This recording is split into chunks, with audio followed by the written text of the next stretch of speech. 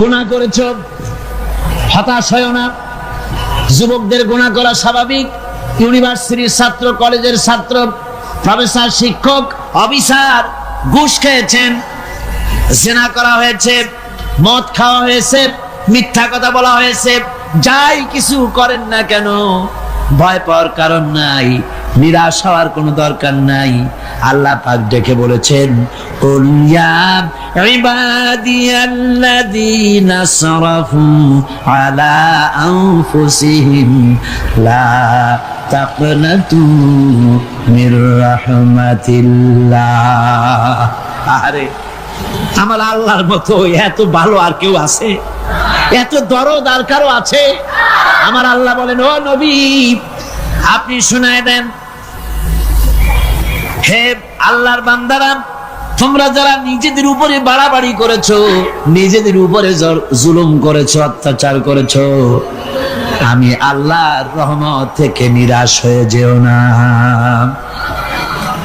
মানুষ যদি অপরাধ করে, বাপের সাথে অপরাধ করেছে, মায়ের সাথে অপরাধ করেছে, মা বাবা সন্তানের চাইতে এত বড় কল্যাণকামী তো আর কেউ নাই, কিন্তু মা বাবা কোনোদিন বলে না আয় আমার ছেলে তোরে মাফ করে দেই, এরকম বলে নাকি?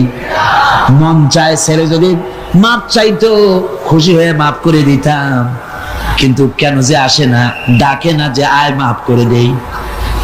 মা বাপ আপনাকে এত ভালোবাসে, সেই মা বাপও আপনাকে বলে না যে আয় মাফ করে দেই।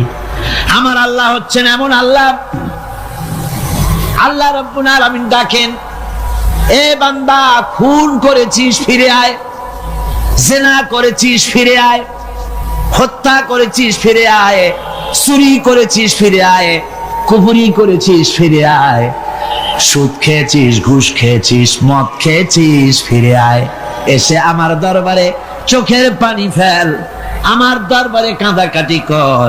ইন্নাল্লাহা ইয়াগফিরুয যুনুবা জামিআ ইন্নাহু হুয়াল গফুরুর রহিম। আমার দরবারে চোখের পানি ফেলে কান, আমি রব্বুল আলামিন জিন্দেগীর গুনাহ মাফ করে দেব। সুবহানাল্লাহ কোন, সুবহানাল্লাহ কোন। আমার কাছে কান, চোখের পানি ফেল। আল্লাহ রাব্বুল আলামিনের কাছে বান্দার দুইটা ফোঁটা বেশি প্রিয়। একটা হলো জিহাদের ময়দানে যে রক্ত ফোঁটা দেওয়া হয়, এটা আল্লাহর কাছে প্রিয়। আর আল্লাহর ভয়তে গুনার জন্য লজ্জা করে, অনুশোচনা করে বান্দা যখন চোখের পানি ছেড়ে দেয়, আল্লাহর কাছে এটা অত্যন্ত প্রিয়। নবীজি বলেছেন, বান্দা যখন গুনার ভয়তে, আল্লাহর ভয়তে, জাহান্নামের ভয়তে অনুশোচনা করে যখন চোখ দিয়া পানি ছেড়ে দেয়, ওই চোখের পানি নাকের অর্ধেক আসতে না আসতে আল্লাহ রাব্বুল আলামিন বান্দারে মাফ করে দেন। আল্লাহ বরদাস্ত করতে পারেন না যে বান্দা কান্দুক। আমার ভাইরা, আল্লাহর রহমত এই পৃথিবীতে, আল্লাহর রহমতকে 100 ভাগ করা হয়েছে। আল্লাহর রহমতের কত ভাগ?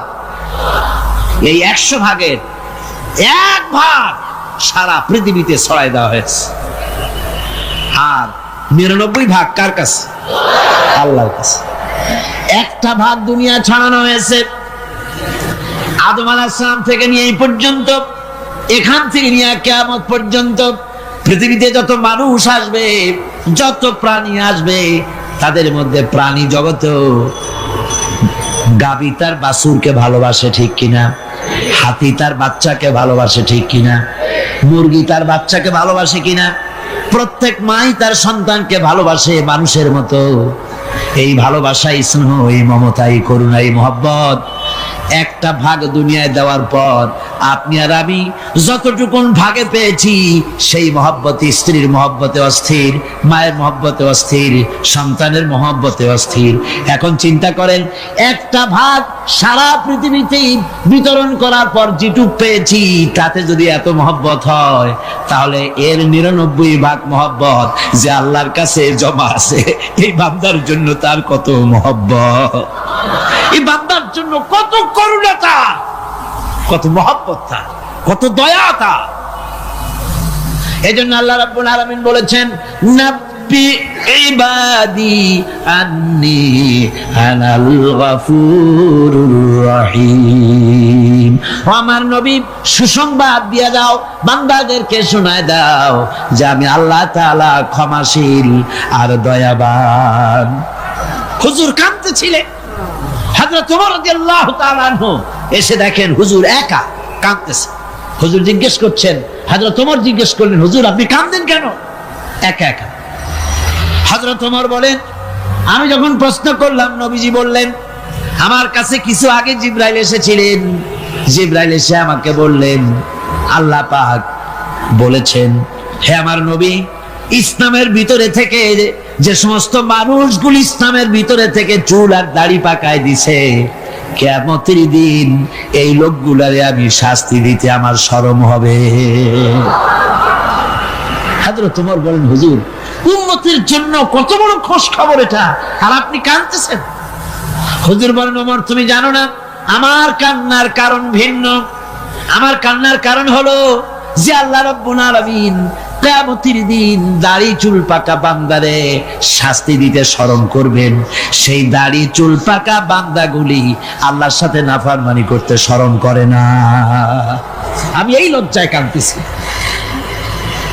ভাইরা, হুজুর আল্লাহ পাক বলেন, ও আমার নবী, রাতের আধারে যখন একটা বুড়া আমার দরবারে হাত উঁচু করে, একটা বুড়া মানুষ রাতের আধারে যখন আমার দরবারে হাত উঁচু করে আর যখন বলতে থাকে, রব্বুল আলামিন আমার পেছনের জীবনটা বড় খারাপ করেছি, এমন কোন কাজ জীবনে করি নাই যা তোমার কাছে কিছু দাবি করতে পারি, সব রকমের নাফরমানি করেছি, আজ আমি বুড়া হয়ে গেছি, কামাই করতে পারি না, ছেলে আমাকে চোখে দেখতে পারে না, পুত্রবধূ আমাকে ঘরে জায়গা দেয় না, আমার স্ত্রী আমাকে দেখতে পারে না, রোজগার করতে পারি না, হাঁটতে পারি না, চলতে পারি না, সবার কাছে আমি তিতা হয়ে গেছি, আমি দাঁড়াতে পারি না, কোমরে ব্যথা পাই, হাঁটুতে ব্যথা পাই, চলতে পারি না, কানে শুনতে পাই না, চোখে দেখতে পারি না, আর তোমার কাছে কিছু চাইয়া নেব এমন ভালো কাজও করি নাই।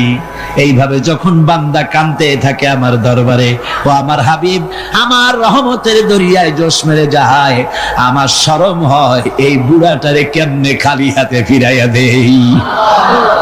সুবহানাল্লাহ, সুবহানাল্লাহ। আমার আল্লাহর এত দয়া, আমার আল্লাহর এত মায়া, এত মহব্বত।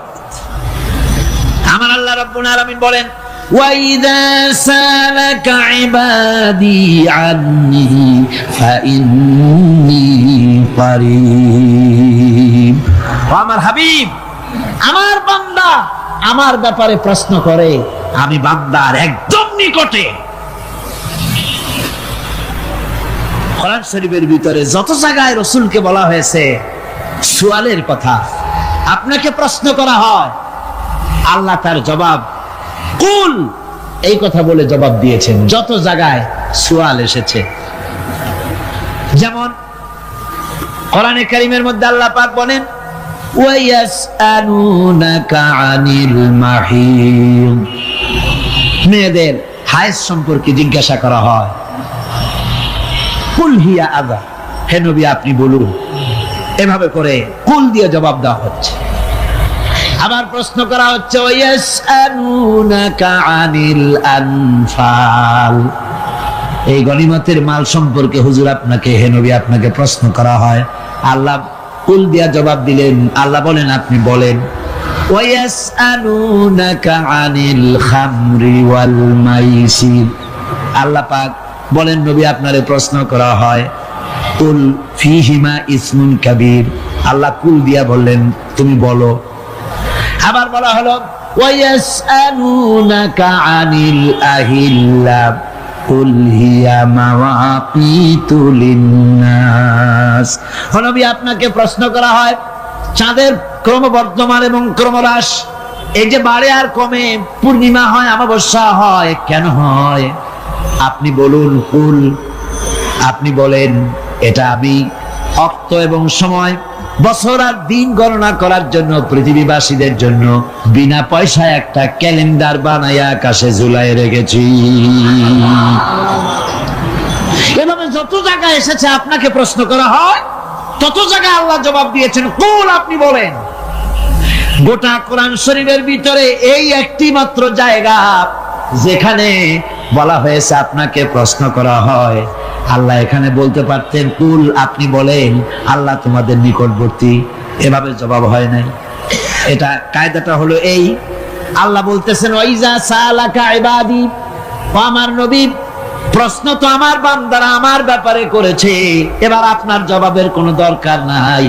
প্রশ্ন আমার ব্যাপারে, আমি নিজে জবাব দিয়ে দেই। ফা ইন্নী কারীব, ও বান্দা আমার ব্যাপারে প্রশ্ন করেছিস, জবাব আমি দেই, আমি তোর সবচাইতে বেশি নিকটে। সুবহানাল্লাহ, কত নিকটে? وَنَحْنُ أَقْرَبُ إِلَيْهِ مِنْ حَبْلِ الْوَرِيدِ, তোর যে রগ, এই শাহরগের চাইতেও আমি তোর বেশি কাছে। সুবহানাল্লাহ, আমারে ডাক, আমারে ডাক, কলিজা দিয়া ডাক, অন্তর দিয়ে ডাক। মনের থেকে মানুষ যদি ডাকে, মুখের ডাক আর মনের ডাক এক জিনিস নয়। দিল সে जो बात निकलती है असर रखती है पर नहीं मगर ताकते परवाज रखती। আমার ভাইয়েরা, জায়গাটা চিনায় দিলাম। মাজারে যাওয়া লাগবে না, কবরে যাওয়া লাগবে না। 2 রাকাত নামাজ পড়ে সেজদায় পড়ে গিয়া যত বিপদ আছে, মুসিবত আছে, সেজদার মধ্যে চোখের পানি ছেড়ে দেন আর কেন্দে কেন্দে জীবনের কথা বলেন। আল্লাহ রাব্বুল আলামিন আপনার আওয়াজ শুনবেন আর দোয়া কবুল করে নিবেন। কাঁদতে হবে আল্লাহর কাছে। কার কাছে? আল্লাহর কাছে। সুম্মা ইস্তাগফিরুল্লাহ, আর এরপরে সে যদি আমি আল্লাহর কাছে ক্ষমা চাই, ইয়াজিদিল্লাহ গফুরার রহিমা, সে আমি আল্লাহকে গফুর এবং রহিম হিসাবে পাবে। সুবহানাল্লাহ, আল্লাহকে গফুর এবং রহিম হিসাবে পাওয়া যাবে। সব আল্লাহকে বলতে হবে, গুনাহ মাফ চাইতে হবে। এই জন্য হুজুর সাল্লাল্লাহু আলাইহি ওয়াসাল্লাম দৈনিক 100 বার তওবা করতেন। কোন হাদিসে আছে 70 বার, কোন হাদিসে আছে 100 বার তওবা করতেন। নামাজের পরে তো প্রত্যেক নামাজই পড়তেন হুজুর, সালাম ফিরাতেন আর সাথে সাথে বলতেন আল্লাহু আকবার, আস্তাগফিরুল্লাহ, আস্তাগফিরুল্লাহ, আস্তাগফিরুল্লাহ।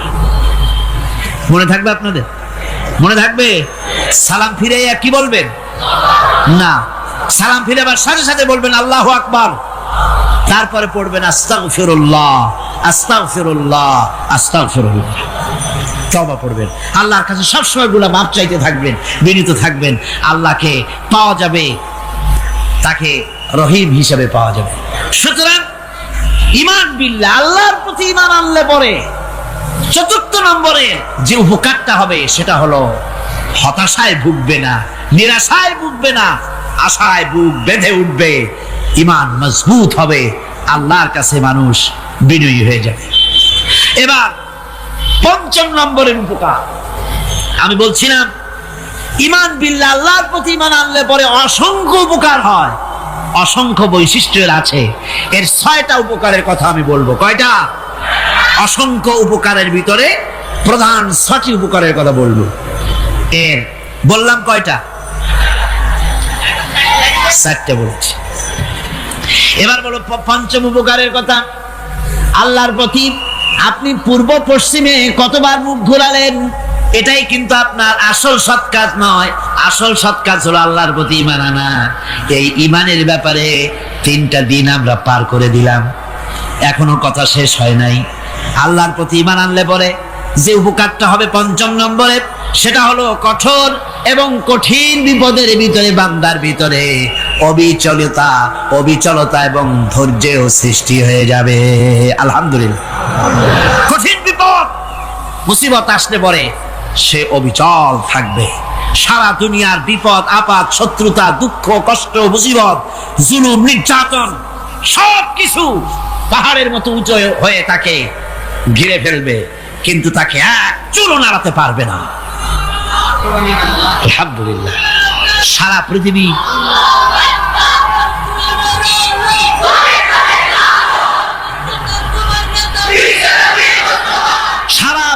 একদিকে আর সে একা একদিকে থাকবে। বিরোধিতা তো হবেই, বিপদ তো আসবেই। কবি বলতেছেন সাথে যা কার রহা হ্যায় अज़ल से इमरोज सतेजा का रहा है असल से इमरोज चरागे मुस्तफावी से शरारे बुल हबीस সে আবহমান কাল থেকে শুরু করে মুস্তাফা সাল্লাল্লাহু আলাইহি ওয়াসাল্লামের দীপ শিখার সাথে আবু জেহেল আবু লাহাবের অগ্নিস্ফুলিঙ্গের টক্কর লেগেই আছে। রাসূলুল্লাহর আল্লাহর দেওয়া এই বিধান, এই দ্বীনের বাতিটা টিম টিম করে চলেছে। আর গোরকি টর্নেডো হাজার হাজার মাইল বেগে হেরিকেন এসেছে, গোরকি এসেছে, টর্নেডো এসেছে, টাইফুন এসেছে, কিন্তু এই আলো নিবাইতে পারে নাই। সুবহানাল্লাহ, এই আলো নিবাতে পারে নাই। এই শত্রুতা চিরকালের, নিবাতে পারবে না। কারণ হচ্ছে আল্লাহ রাব্বুল আলামিন বলেছেন ইউরিদুনা লিইউতফিউ নূরাল্লাহি বিআফওয়াহিহিম ওয়াল্লাহু মুতিম্মু নূরিহি ওয়ালাউ কারিহাল কাফিরুন। ওরা চায় মুখের ফু দিয়ে আমার আলোকে নিভিয়ে দেবে, কিন্তু আমি আমার আলোকে পূর্ণতা দান করব। তাতে কাফের বেঈমানদের কলিজায় যত জ্বালা যন্ত্রণা হোক, আমার দ্বীন কেউ মিটাই দিতে পারবে না। সুবহানাল্লাহ। সুতরাং বিপদে অবিচলতা আসবে, সে অটল হবে, মজবুত হবে।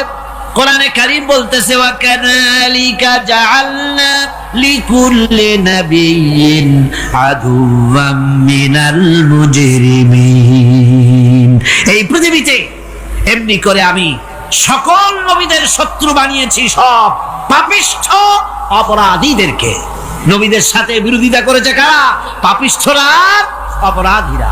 আজও খুঁজে দেখেন, আজও ইসলামী আন্দোলনের বিরোধিতা যারা করে সবগুলি কি পাপিষ্ঠ?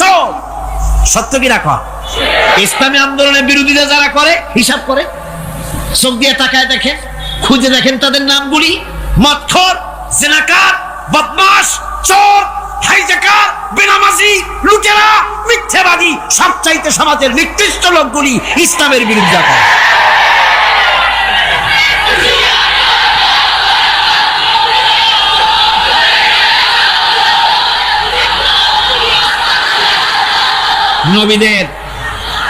নবীদের শত্রু আল্লাহ বলেন সব যুগে নবীদের সাথে শত্রুতা করেছে পাপিষ্ঠরা। আল্লাহর কথা, কার কথা? সকল যুগে নবীদের সাথে শত্রুতা করেছে পাপিষ্ঠরা, নিকৃষ্ট ধরনের অপরাধীরা। সুতরাং নবী রাসূলদের অবস্থা যখন এই, তখন দ্বীনের দাওয়াত যারাই দেবে তাদের কিসমত এরকম হবেই। এই বাধার মোকাবেলা তাদেরও করতে হবে। এই যে বাধাটা আসে, এই যে মারে, অপরাধ কি? এই যে তারা চোর বা ডাকাত যাদের মারা হয়। আল্লাহ রাব্বুল আলামিন বলেন অপরাধ হলো ওয়ামা নাকামু মিনহুম ইল্লা আইয়ুমিনু বিল্লাহিল আজিজিল হামিদ। অপরাধ হচ্ছে ঈমানদার লোকদের উপরে নির্যাতন চালিয়েছে, অন্য কোনো কারণে নয়। কারণ একটাই, তারা আল্লাহর জমিনে আল্লাহর দ্বীন প্রতিষ্ঠা করতে চেয়েছে, আর কোনো অপরাধ না। জমিন আল্লাহর, জমিন কার? এই বিশাল জনসমুদ্র গর্জে উঠুন একযোগে, বলুন জমিন কার? আইন চলবে কার? এখানেই সংঘর্ষ বেঁধেছে আবহমান কাল ধরে। মানুষ অত্যাচারিত হয়েছে, সাহাবায়ে কেরাম অত্যাচারিত হয়েছেন। বুখারী শরীফের হাদিসে এসেছে রাসূল করিম সাল্লাল্লাহু আলাইহি ওয়াসাল্লামের কাছে হযরতে খাব্বাব গিয়ে উপস্থিত হয়েছিলেন। হযরতে খাব্বাব বলেন, হাদিসটা এভাবে লেখা হয়েছে বুখারীতে, ওয়ান খাব্বাব বিন আরিদ রাদিয়াল্লাহু তাআলা আনহু قال شكونا إلى رسول الله صلى الله عليه وسلم وهو متوسد بردة له في ظل الكعبة। রাসূলুল্লাহর কাছে গেলাম, কাবা শরীফের কাছে গিয়ে দেখি নবীজি একটা চাদর গায়ে দিয়ে তিনি আরাম ফরমাচ্ছিলেন কাবা শরীফের ছায়ায়। সেখানে গিয়ে বললাম, আলা তাস্তানসিরু লানা আলা তাদউ লানা ইয়া রাসূলুল্লাহ, হে আল্লাহর রাসূল, আপনি কি আমাদের জন্য আল্লাহর কাছে দোয়া চাইবেন না? আপনি কি আল্লাহর কাছে আমাদের জন্য সাহায্য চাইবেন না? আমাদের লোকগুলিকে, মুসলমানগুলিকে মারতে মারতে তো শেষ করে ফেলে দিল। তারা আমাদের সুমাইয়াকে মারলো, আমাদের খাব্বাবকে উটের সাথে পায়ের দড়ি লাগায় টানলো, আমাদের খোবায়েবকে তারা আগুনের উপরে চিৎ করে শোয়ায় রাখলো, না খায় রাখতেছে, মারতেছে। কষ্টে তো শেষ হয়ে গেলাম। হুজুর, আপনি কি আমাদের জন্য দোয়া করবেন না? হাদিস শরীফে এসেছে, নবীজি উঠে বসলেন সোজা হয়ে। নবীজি বলেন, ও আমার সাহাবী, ও খাব্বাব, শোনো, তোমাদের আগে এই পৃথিবীতে যারা দ্বীনের দাওয়াত দিতে এসেছিলেন তাদেরকে সমকালীন রাষ্ট্র শক্তি, সমাজ শক্তি তাদেরকে ধরতো। ফায়ুখাজুর রাজুলো, তাদেরকে তারা ধরতো। ফায়ুফারু লাহু ফিল আরদ, আর তার জন্য জমিনের ভিতরে কবর বানাইতো। ওই কবর ফায়ুজালু ফিহা, ওই কবরের ভিতরে তাকে কোমর পর্যন্ত গেড়ে দিত। সুম্মা ইউতা বিল মানশার, এরপরে করাত আনতো। ফায়ুদাউ আলা রাসিহি, এরপরে ওই করাত তার মাথার উপরে রাখতো। ফায়ুজালু নিসফাইন, এরপরে করাত দিয়া চিরে জীবিত মানুষটারে দ্বিখণ্ডিত করে ফেলে দিত। মা ইয়াসুদ্দুহু যালিকা আন দীনিহি। ও আমার খাব্বাব, এত কষ্ট দেওয়ার পরেও সেই যুগের কোন মুসলমানকে, দ্বীনের দায়ীদেরকে আল্লাহ দ্বীন থেকে এক চুলো তারা সরাই দিতে পারে নাই, এক চুলো সরাতে পারে নাই। ওয়াল্লাহি, ও খাব্বাব, আমি আমার আল্লাহর নামে কসম করে বলছি, লা ইউতাম্মান্নাল্লাহু হাযাল আমরা হাত্তা ইয়াসিরা আর-রাকিবু মিন সানা ইলা হাযরামাউত। আমি কসম করে বলি, আল্লাহ রাব্বুল আলামিনের এই সানা থেকে হাজারামত পর্যন্ত লোকেরা যাতায়াত করবে, সুন্দরী রমণীরা গমন করবে, সদাগরেরা যাতায়াত করবে, টাকা নিয়া পয়সা নিয়া যাতায়াত করবে। তাদের মনের মধ্যে লুটের ভয়, টাকার ভয়, চুরির ভয়, ডাকাতির ভয়, জেনার ভয়, হত্যার ভয়, ধর্ষণের ভয়, কোনো ভয় থাকবে না। লা ইয়াখাফু ইল্লাল্লাহ, আল্লাহ ছাড়া কোনো ভয় থাকবে না। এমন একটা সমাজ, এমন একটা সময় আসবে। ওয়ালাকিন্নাকুম তাস্তাজিলুন, অথচ খুব তাড়াহুড়ো তোমরা করতেছো। তাড়াহুড়ো করো না, সময় আসবে ইনশাআল্লাহ। আর সে সময় আসছিল মদিনায়, আসে নাই? আসে নাই? সুতরাং আজও চট্টগ্রামের এই বিশাল জনসমুদ্রকে বলতে চাই, নির্যাতন, স্বৈরাচার, জুলুম, অত্যাচার, হত্যাকাণ্ড যা কিছু ঘটতেছে, ধৈর্য ধরুন, আন্দোলনে শরীক হন, জান বাজি রাখুন। এ বাংলাদেশেও আগামী যে পার্লামেন্ট হবে, আগামী জাতীয় নির্বাচনে যে পার্লামেন্ট তৈরি হবে, ইনশাআল্লাহ সেই পার্লামেন্ট হবে কোরআনের পার্লামেন্ট, ইনশাআল্লাহ।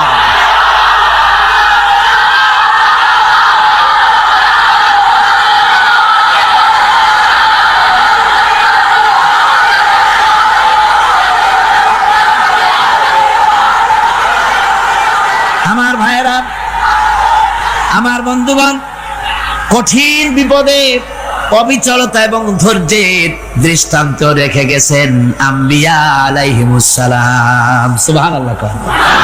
কঠিন বিপদে অবিচলতা, দৃঢ়তা, ধৈর্য কারে বলে, তার দৃষ্টান্ত কারা রেখেছেন?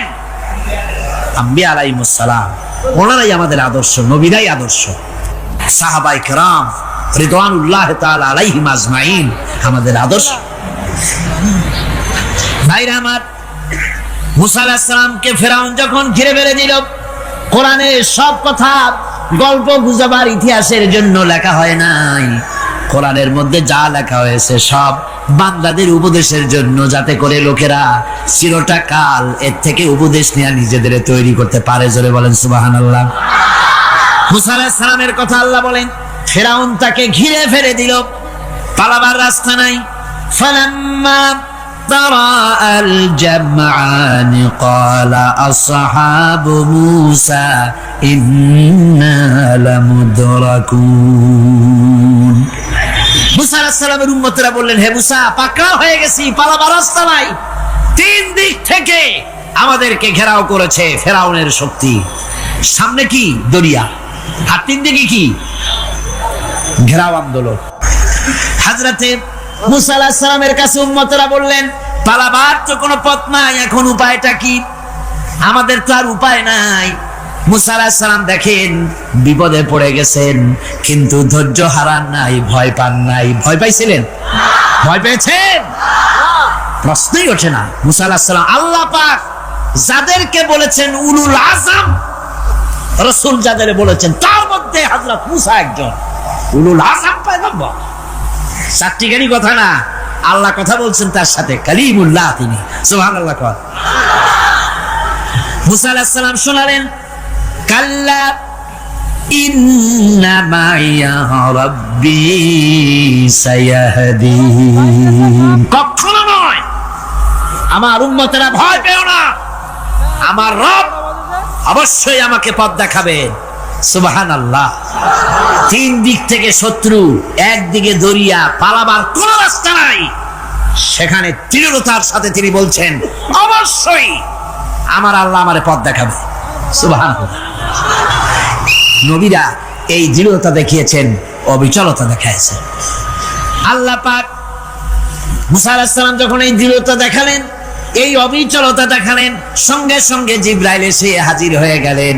আল্লাহ পাক বলেন, ফাআওহাইনা ইলা মুসা আন আদরিব বিআসাকাল বাহরা ফানফালাকা ফাকানা কুল্লু ফিরকিন কাত্তাউদিল আযীম। মুসা আলাইহিস সালামকে আমি ওহী নাযিল করলাম, তাকে বললাম হাতে যে লাঠি আছে এই লাঠি দিয়ে আঘাত করো দরিয়ার উপরে। দরিয়ার উপরে আঘাত করলেন, একটা রাস্তা হয় নাই, 12টা রাস্তা তৈরি হয়ে গেল, আর দেওয়ালগুলা পাহাড়ের মতো উঁচা হয়ে গেল। দরিয়ার ভিতরে পাহাড়ের মতো উঁচা মজবুত 12টা রাস্তা। এবার মুসা আলাইহিস সালাম তার দলবল নিয়ে চললেন। আল্লাহ রাব্বুল আলামিন বলেন, ওয়া আনজাইনা মুসা ওয়া মান মাআহু আজমাইন। মুসা এবং তার সাথী সঙ্গীদেরকে আমি পার করে দিলাম। মুসা আলাইহিস সালাম এবং তার সাথী সঙ্গী নিয়ে যখন দরিয়ার মাঝখানে আসছে, ফেরাউন তার দলবল নিয়ে এসে গেছে। আসে দেখে নদীর মধ্যে রাস্তা। বাবা, খুব তো কায়দা। ও মনে করছে ওর বাজানের তৈরি করা ডিস্ট্রিক্ট বোর্ডের রাস্তা। ওর লোকজন নিয়ে নেমে গেছে দরিয়ার ভিতরে, ও আসছে মাঝখানে, মুসা আলাইহিস সালাম চলে গেছেন ওপার, দরিয়া পার। মাঝখানে যখন এসে গেল, আল্লাহ রাব্বুল আলামিন পানিকে অর্ডার করলেন কুন। আল্লাহর তো বটন টেপা লাগে না, মুখ দিয়া কোনো হুকুম করা লাগে না, শুধু বলেন কুন। যে ব্যাপারে কুন বলেন ফায়াকুন, সাথে সাথে হয়ে যায়। আল্লাহ বললেন কুন, আর অমনি রাস্তা বন্ধ হয়ে গেল। এবার তুফান শুরু হয়েছে নদীতে, ঢেউয়ের উপরে ঢেউ, মৌজুন কাল জিবাল, পাহাড়ের মতো উঁচু হয়ে হয়ে ঢেউ আসতেছে। দলবল ঘোড়া আর অস্ত্রপাতি যা ছিল সব মরিয়া শেষ। এবার ফেরাউন একা উপরে ওঠে আর নিচে নামে, পানি খেতে খেতে পেটের কাম সারা। জনমের খাওয়া খাইছে পানি, এখন জান যায়, বাঁচবার আর উপায় নাই। আল্লাহ শক্তি বানায় রাখছে। আমি ফেরাউনদের লাশ দেখেছি ব্রিটিশ মিউজিয়ামে। ফেরাউন তো একটা না, অনেকগুলা। আসলটারে অবশ্য দেখিনি। ব্রিটিশ মিউজিয়ামে ওই ফেরাউনগুলার লাশ যখন অসুবিধা হয়, মমিগুলি, তখন ইংল্যান্ডে নিয়ে যায় চিকিৎসা করাবার জন্য। চোখ টোক আছে গর্তের ভিতরে, তারপরে চামড়া টামড়া হাড়ের সাথে মিশানো, ওইভাবে চেহারা দেখলে মনে হয় যে সত্যি ফেরাউন এগুলো। আর ব্রিটিশের কাম মিশর থেকে নামছে এমন কোন জিনিস নাই। আমি সেখানে এক বক্তৃতা বলছিলাম, আপনারা এদের এখন সভ্য, এদের এখন ভদ্র, এরা হলো ইন্টারন্যাশনাল চোর। সারা দুনিয়া চুরি করেছে। লন্ডনে বক্তৃতা করেছি, সারাটা দুনিয়া চুরি করছে, আমাদের দেশকে শোষণ করেছে। এই বিশাল ভূভাগকে শোষণ করে ইংল্যান্ডের দ্বীপটাকে তারা সাজাইছে। তারা ময়ূর সিংহাসনের, শাহজাহানের ময়ূর সিংহাসনের ময়ূরের বাম চোখে কোহিনূর মণি লাগাইছিলেন। শাহজাহান ময়ূরের ডান চোখে কোহিনূর মণি লাগায় নাই। কোহিনূর মণির অনেক দাম, আমি দেখেছি সিসি মণি। এখন সেটা কুইন এলিজাবেথের মুকুটের শোভা পাচ্ছে। সেই মণি এমনি বলে প্রবাদে 7 রাজার ধন 1 মাণিক্য, বলেন এরকম অনেক দাম। শাহজাহান দেখালেন আমি মুসলমান, আমার কাছে এটার দাম নাই, এই জন্য ময়ূরের ডান চোখে লাগালাম না, বাম চোখে লাগাই দিলাম। এইটারে চুরি করছে। তারপরে মিশর থেকে, মিশরের মমি চুরি করেছে, জুতা চুরি করছে, ছাতি চুরি করছে, পিসা চুরি করেছে। আমি বললাম এগুলা কি ভদ্রলোক নাকি? এরা জুতা চোর, পিসা চোর, লাঠি চোর সব চুরি করেছে। যাই দেখেন ব্রিটিশ মিউজিয়ামের মধ্যে সব দুনিয়ার চুরি করা জিনিস নিয়ে তারা মানুষকে দেখাইয়া পয়সা অর্জন করছে। টিপু সুলতানের তরবারিটা পর্যন্ত চুরি করেছে। আজ পর্যন্ত ব্রিটিশ মিউজিয়ামে টিপু সুলতানের তরবারিটা আছে, আমি তরবারিটা দেখে এসেছি। আমার বন্ধুগণ, বলতেছিলাম যে পৃথিবীতে আল্লাহ রাব্বুল আলামিন নবীরা তাদের চরিত্র দিয়ে বিপদের মোকাবেলা করে, দুনিয়ার সামনে কঠিন বিপদের মোকাবেলা করে অবিচলতা, দৃঢ়তা দেখায় গেছেন যে কেমন করে এই পৃথিবীতে বিপদের সামনে মোকাবেলা করতে হয়। ধৈর্য ধরতে হবে, বিপদ আসবে পাহাড় সমান হয়ে, আপনাকে ধৈর্য ধারণ করতে হবে সেভাবে বুক বেঁধে। যেহেতু এটা যদি বিশ্বাস হয় যে আমার কিসমতে যা আছে তার থেকে বেশি কিছু হবে না, তাহলেই আপনার ধৈর্য আসবে, ভয় পাবেন না। কথা ঠিক কিনা কন? এবারে হযরত হুদ আলাইহিস সালাম সম্পর্কে আল্লাহ রাব্বুল আলামিন বলেন, হযরতে হুদকে যখন ষড়যন্ত্র হলো, কাফির বেঈমানেরা তাকে মেরে ফেলার জন্য যখন সরকারি ষড়যন্ত্রে লিপ্ত হয়ে গেল, হযরতে হুদ সমাজের এই চ্যালেঞ্জের মোকাবেলা করলেন। হযরত হুদ বলেন, ফাকিদুনি জামিআন সুম্মা লা তুনজিরুন ইন্নী তাওয়াক্কালতু আলাল্লাহি রাব্বি ওয়া রাব্বিকুম। তোমরা তোমাদের ষড়যন্ত্র আমার বিরুদ্ধে যত পারো আমার বিরুদ্ধে ষড়যন্ত্র চালাও, এতটুকু আমার অবকাশ দিও না। আমি এমন আল্লাহর উপরে ভরসা করেছি যার হাতের ভিতরে তোমাদেরও জান আর আমারও জান। যা পারো তাই করো। সরকার সমস্ত শক্তি একত্রিত হয়ে আমার মোকাবেলা করো। একদিকে হুদ আলাইহিস সালাম, আর একদিকে গোটা জাতি। হযরত হুদ ভয় পায় নাই। সুবহানাল্লাহ কোন? ঈমান বিল্লাহ মানুষের কলিজাকে এভাবে শক্ত করে দেয়। কোন আলহামদুলিল্লাহ।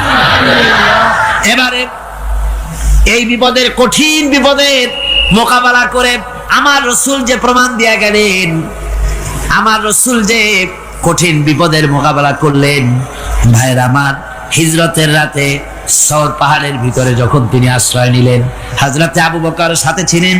হযরতে আবু বকর রাদিয়াল্লাহু তাআলা আনহু বলেন, হুজুর আপনি দাঁড়ান, এটা তো পাহাড়িয়া গুহা, গুহার ভিতরে সাপ থাকতে পারে, বিচ্ছু থাকতে পারে, আমি আগে ঢুকি, বিপদ যদি হয় আমার উপর থেকে হয়ে যাক।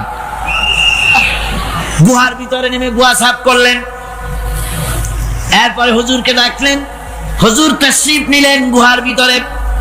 এরপরে হুজুর বললেন, আবু বকর পাহাড়ে হেঁটে হেঁটে 2-3টা পাহাড় পাড়ি দিয়ে যাওয়া লাগে সূর পাহাড়ে।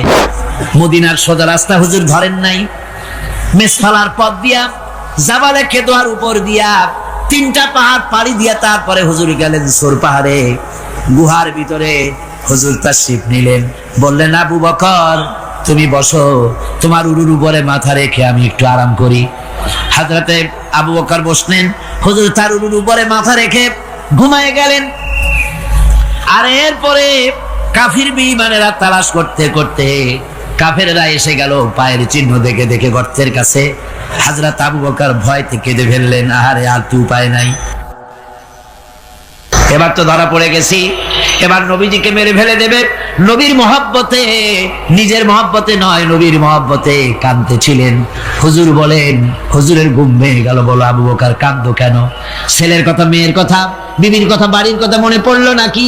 হযরত আবু বকর বলেন, ইয়া রাসূলুল্লাহ, আল্লাহর কসম করে বলি, যেদিন ঈমান এনেছি এই কলিজার ভিতরে মা বাপ, স্ত্রী, পুত্র, পরিজন, এমনকি আমার নিজের জীবনের চাইতে আপনারে বেশি ভালোবাসি। কাঁদবো কেন?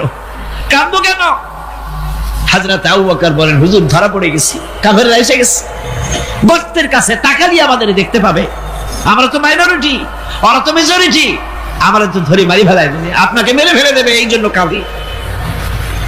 আল্লাহ রাব্বুল আলামিন হুজুর তখন কি দৃঢ়তা, কি অবিচলতা, কি ধৈর্যের পাহাড় সম মনোবৃত্তি তখন দেখালেন। আল্লাহ কোরআন শরীফে চিরকাল যাতে মানুষেরা হেদায়েত নিতে পারে সেজন্য হুজুরের কথা উঠায় দিলেন কোরআনে। আল্লাহ পাক বলেন, ইযহুমা ফিল গার ইয ইয়াকুলু লিসাহিবিহি লা তাহজান ইন্নাল্লাহা মা'ানা। ও বন্ধু, ভয় পেও না, আল্লাহ আমাদের সাথে আছেন। সুবহানাল্লাহ গো, আল্লাহ আমাদের সাথে আছেন। আমরা মাইনরিটি নই, আমরাই মেজরিটি। আল্লাহ আছে আমার সাথে, ভয় পাওয়ার কোনো কারণ নাই। সুবহানাল্লাহ। আল্লাহ পাক বলেন, ফাআনসালাল্লাহু সাকিনাতাহু আলাইহি ওয়া আইয়াদাহু বিজুনুদিন লাম তারাওহা। আমি এদের অন্তরের ভিতরে আমি শান্তি নাজিল করে দিলাম, প্রশান্তি দিয়া দিলাম, আর আমি সাহায্য করলাম, আর এমন সব সৈন্য পাঠায় দিলাম যে সৈন্যগুলি তোমরা দেখতে পাও নাই। সুবহানাল্লাহ ওয়া বিহামদিহি। ভাইরা আমার, রাসূল করিম সাল্লাল্লাহু আলাইহি সাল্লাম এই বিপদের মাঝে, চরম বিপদের মাঝে অবিচলতা, দৃঢ়তা, কঠিন আত্মনির্ভরতা দেখিয়েছেন। এগুলি হলো ঈমানের ৫ম নম্বরের উপকারিতা। আল্লাহর প্রতি ঈমান আনলে এভাবে পাহাড় সম ঈমান মজবুত হয়ে যায়। জেলের পরোয়া করি না, ফাঁসির পরোয়া করি না, শহীদ হওয়ার পরোয়া করি না, মেরে ফেলে দেবে, উড়ায় দেবে, হত্যা করবে, পরোয়া করি না। পরোয়া করি কেবলমাত্র কাকে? জোরে বলেন কারে? এইরকম মুসলমান হাজার হাজার লাখ লাখ দরকার নাই, ৩১৩ জন যথেষ্ট। কয়জন যথেষ্ট? ৩১৩ জন যথেষ্ট। বদরে যারা জান দিয়ে, মাল দিয়ে দ্বীনকে প্রতিষ্ঠিত করেছিলেন, এরকম ৩১৩ জনই যথেষ্ট ছিল। আল্লাহর দ্বীনকে কায়েম করার জন্য যদি রক্ত দেওয়া লাগে, তাহলে এই বিশাল জনসমুদ্রকে প্রশ্ন করি, ভয় পাবেন? রক্ত দিতে পারবেন?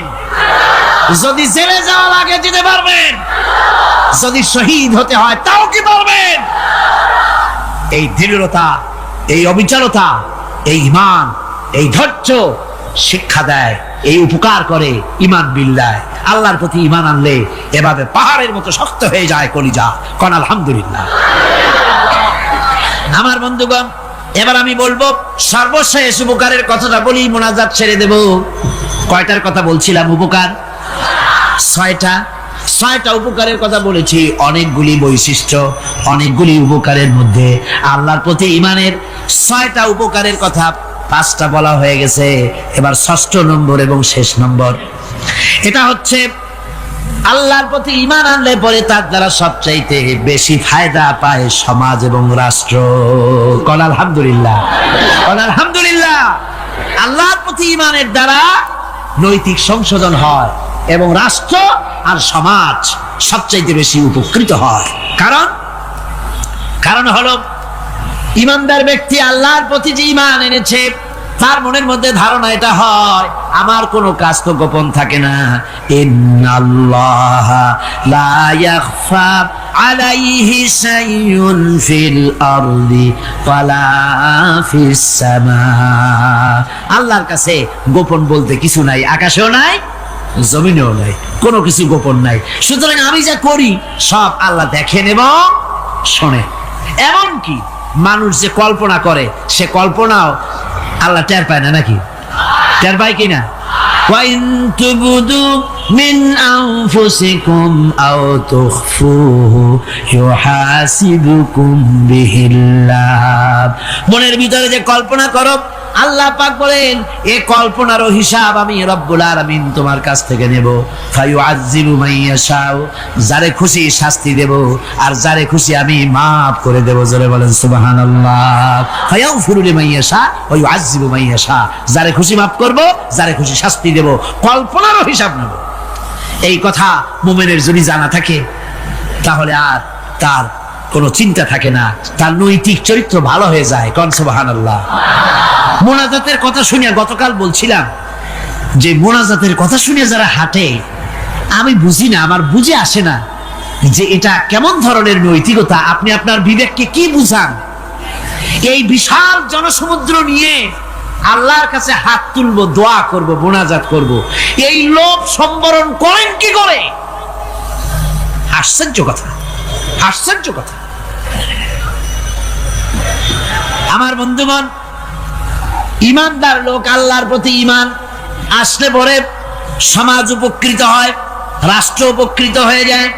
যেহেতু বান্দা জানে আমি দায়িত্বহীন কোনো কথা বলতে পারবো না, দায়িত্বহীন কোনো কাজ করতে পারবো না, আল্লাহ পাক বলেছেন মা ইয়ালফিজ করে সে ভয় করা বান্দাগুলির মনের মধ্যে এই চিন্তা এসে যায়, আমি যেখানে থাকি না কেন আল্লাহ আমাকে দেখতেছেন, শুনতেছেন, রাতে হোক দিনে হোক যেখানে আছি আল্লাহ আমারে দেখতেছেন। আল্লাহ পাক বলতেছেন ওয়া হুয়া মাআহুম ইজ ইউবাইতুনা মা লা ইয়ারদা মিনাল কওলি ওয়া কানা আল্লাহু বিমা ইয়ামালুনা মুহীতা। আল্লাহ পাক বলেন আমি তো আমার বান্দার নিকটে তখনও থাকি যখন সে গোপনে গোপনে রাতের বেলায় আমার মর্জির খেলাফ পরামর্শ করে, আমার মর্জির খেলাফ পরামর্শ করতেছে রাত্রে, আমি তো তখনও কাছে থাকি, ওটা আমি শুনি। ঈমান যদি আসে তাহলে এই সব কাজ থেকে সে বিরত থাকে। সে যদি কম হয় সেখানেও আল্লাহ, বেশিও যদি হয় সেখানেও আল্লাহ। এমন কোন জায়গা আছে নাকি চিটাগংয়ে যেখানে আপনি একটা আকাম করবেন আর আল্লাহ টের পাবে না? কোন আছে নাকি? আচ্ছা, চট্টগ্রামে না থাকুক, বাংলাদেশের কোন জায়গা আছে নাকি? পার্বত্য চট্টগ্রামে যত পাহাড় আছে, উঁচু নিচে জায়গা আছে, ওই জায়গায় বোধহয় আছে নাকি? সারা পৃথিবীতে আছে কোথাও? আল্লাহকে ফাঁকি দেওয়ার জায়গা কোথাও? সব স্পষ্ট। আল্লাহ কি ঘুমায় নাকি? ঘুমায়? তার কাছে দিনও যায়, রাতও তাই। সমানে তিনি দেখতে পান, শুনতে পান, সবকিছু দেখতে পান, সবকিছু শুনতে পান। তাকে ফাঁকি দেওয়ার কোনো উপায় নেই। এই জন্য ৬ষ্ঠ নম্বরের উপকার যেটা হয় সেটা হলো সমাজ উপকৃত হয় ওই মানুষ দিয়ে যার মধ্যে ঈমান আছে। হযরত ওমর রাদিয়াল্লাহু তাআলা আনহু রাতের আধারে শেষ রাত্রে ঘুরতেছিলেন, দেখেন এক বাড়িতে কথা হচ্ছে, কথাবার্তার আওয়াজ পাওয়া যায়, মনে করলেন কোনো অসুখ বিসুখ নাকি। ঘরে গিয়ে কান পাচ্ছেন দেওয়ালের সাথে, শুনতে পাচ্ছেন ভিতরে বুড়ি মা তার মেয়েকে বলছে এই মেয়ে ওঠ, উটের দুধ দোয়াই নিয়ে আসছি, এর মধ্যে পানি মিশা, তারপর সকালে বাজারে নিয়ে যা। মেয়ে বলছে মা এই কামটা আমি পারবো না। কেন পারবি না? হযরত ওমর ফরমান জারি করেছেন, দুধে পানি মিশাতে নিষেধ করেছে, কাজে এই কাজটা আমি পারবো না। আরে বেটি, আমিরুল মুমিনিন দেখ এখন কোথায় যায়, ঘুমায় আছে, সে কি দেখতেছে নাকি যে পানি মিশায় নাকি মিশাই?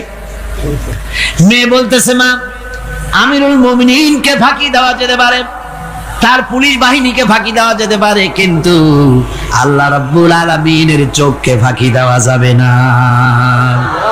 হযরত ওমর এই কথা শুনে বাড়ি চলে গেলেন আর নিজের ছেলেকে ডেকে বললেন ছেলে আমার, অমুক জায়গায় একটা বাড়ি আছে, সেখানে একটা যুবতী মেয়ে আছে, ওই মেয়েটার বিয়ে হয়েছে কিনা শোনো, যদি বিবাহ না হয়ে থাকে তুমি তোমার নিজের বিয়ের প্রস্তাব দাও। আমিরুল মুমিনিন এই মেয়েটা সুন্দরী কেমন, স্বাস্থ্য কেমন কিছুই দেখলেন না, দেখলেন তাকওয়া। কি দেখলেন? আল্লাহর ভয়। আল্লাহর ভয় যখন একটা জাতির মধ্যে আসে পুলিশ লাগে না, পুলিশের কাজ কমে যায়, পুলিশ তো পাহারা দিতে দিতে অস্থির হয়ে যায়, সারা রাত দিন সমানে কষ্ট করতে হয় তাদের। অধ্যাপক মুফিজুর রহমান সাহেব কালকে যে কথাটা বলছিলেন, আসামি পুলিশেরা কত কষ্ট করে জানবাজি করে আসামি ধরে, আর টেলিফোন আসে, হ্যালো কে চিটাগংয়ের এসপি নাকি? বলে হ্যাঁ। কারে ধরছো? ধরছি তো বল্টু মিয়ারে। ছাড়ো মিয়া, বল্টু আমার দলের লোকটা, তুমি ঠিক পাও নাই, তোমার নাক টাইট দিয়ে দেবো। বল্টুরিও ছাড়ো আর তার বন্দুকও ছাড়ো, ঠিক কিনা আমার ভাইয়েরা? সুতরাং ঈমান যদি এসে যায় জাতির মধ্যে, পুলিশের দরকার হবে না, পুলিশ দরকার হবে কিন্তু তাদের ডিউটি কমে যাবে, আসামিরা আর অন্যায় কাজ কম করবে। রাসূলুল্লাহ যখন প্রেসিডেন্ট হয়েছিলেন, একজন মহিলা জিনা করেছিল, হাদিস শরীফে এসেছে ওই মেয়ে লোকটাকে জিনা করতে কেউ দেখে নাই, জিনা করার পর তার মধ্যে অনুভূতি জাগলো, এমন পাপ করেছি, এখন তো আমার জাহান্নাম ছাড়া উপায় নাই। মেয়ে লোকটি রাসূলুল্লাহর কাছে এসে গেলেন, এসে বললেন, হুজুর আমি তো জিনা করেছি, আমারে শাস্তি দেন। হুজুর মুখ ডান দিকে ফিরালেন, মেয়ে লোক তো ডান দিকে এলো, বললো জিনা করেছি শাস্তি দেন। হুজুর বাম দিকে ফিরলেন, মেয়ে লোকটা বাম দিকে এসে বললো জিনা করেছি শাস্তি দেন। মেয়ে লোকটা কিন্তু জানে জিনার শাস্তি সহজ ব্যাপার নাই, পাথর মেরে উড়িয়ে দেওয়া, মৃত্যুদণ্ড জানা আছে তার। এরপরে মেয়ে লোকটা চিন্তা করেছে দুনিয়ায় পাথর খেয়ে মরবো, কিন্তু তবুও জাহান্নামের কঠিন আগুন সহ্য করতে পারবো না। রাসূলুল্লাহ বললেন, ও মেয়ে লোক, তুমি কি জিনা কর্তৃক গর্ভবতী হয়েছো নাকি? মেয়ে লোকটা বললো, হুজুর আমি গর্ভবতী হয়েছি। হুজুর বললেন, তুমি অপরাধ করেছো, তোমার গর্ভস্থিত সন্তান তো কোনো অপরাধ করে নাই, সুতরাং শাস্তি এখন দেওয়া যাবে না, ডেলিভারি হোক তারপরে শাস্তি দেব। মেয়ে লোকটা চলে গেলেন। আল্লাহর নবী তার নামে কোনো কেস ফাইল করেন নাই, গোয়েন্দা বিভাগের পুলিশ লাগান নাই। ডেলিভারির পর এই মেয়ে লোক আবার এসে হাজির, পুলিশ দিয়ে আনা লাগে নাই, আবার এসে হাজির, হুজুর আমি সেই হতভাগিনী, বলছিলেন ডেলিভারির পর বিচার করবেন, এই যে বাচ্চা হয়েছে, এই বাচ্চার দায়িত্ব কাউকে দেন, আর আমারে তাড়াতাড়ি শাস্তি দেন, আমি যদি মরে যাই আমি জাহান্নামে চলতে পারবো না। হুজুর বললেন, অপরাধ তুমি করেছো, এই বাচ্চার অধিকার আছে তোমার বুকের দুধ খাবে, আমি সেই অধিকার বাচ্চাকে নষ্ট করতে পারি না, বাচ্চা দুধ ছাড়ুক তারপরে এসো। 2 বছর যেতে না যেতে ওই মেয়ে লোকটি বাচ্চারে কোলে করে নিয়ে এসেছে, পুলিশ লাগে নাই, গোয়েন্দা বিভাগের কাউকে পাঠানো লাগে নাই, মেয়ে লোকটি বাচ্চা কোলে করে নিয়ে এসে হাজির, হুজুর আমারে চিনছেন নাকি? আমি তো সেই হতভাগিনী, জিনা করছিলাম, বিচার চাইছিলাম, ডেলিভারি পরে হবে বলছিলেন, দুধ ছেড়ে দিলে পরে হবে বলেছিলেন, আমার ছেলে এখন দুধ ছেড়ে দিয়েছে, আমি তারে রুটি খাওয়া শিখাইছি, দুধ ছাড়া এখন সে বাঁচবে, আমি তার হাতে রুটি দিয়ে আনছি, দেখেন ও রুটি খেতে পারে, আর দেরি করবেন না, আমার বিচার করে দেন। রাসূলুল্লাহ ছেলেটার দায়িত্ব কাউকে দিয়ে দিলেন, আর বললেন এই মহিলাটিকে নিয়ে যাও, বুক পর্যন্ত মাটির মধ্যে গেড়ে দিয়ে তারপরে রজম করো।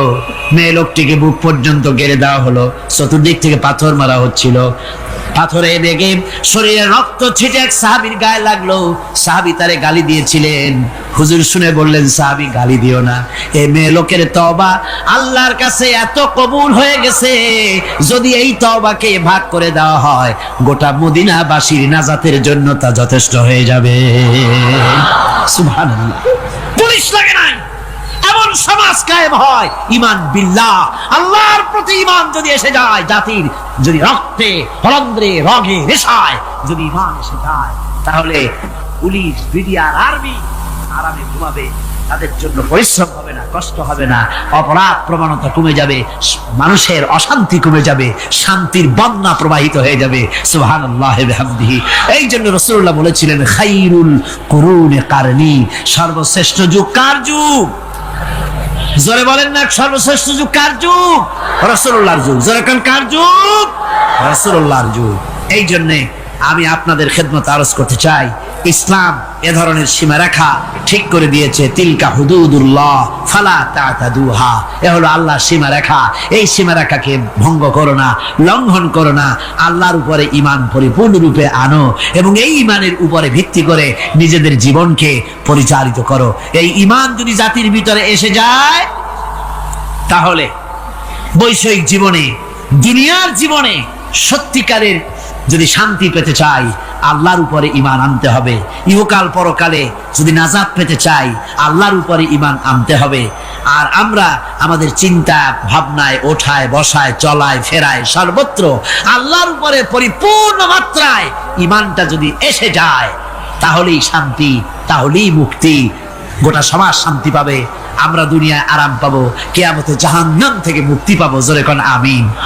রব্বির হামহুমা কামা রাব্বায়ানি সগীরা, আমার পড়েন রব্বির হামহুমা কামা রাব্বায়ানি সগীরা। আল্লাহ পাক মায়ের মর্যাদা এত বাড়াইছেন। সাহাবী প্রশ্ন করেছে, ইয়া রাসূলুল্লাহ, খেদমত করব কার? হুজুর বলেন, তোমার মায়ের, তারপরে কার? তোমার মায়ের, তারপরে কার? তোমার মায়ের, তারপরে কার? তোমার পিতার।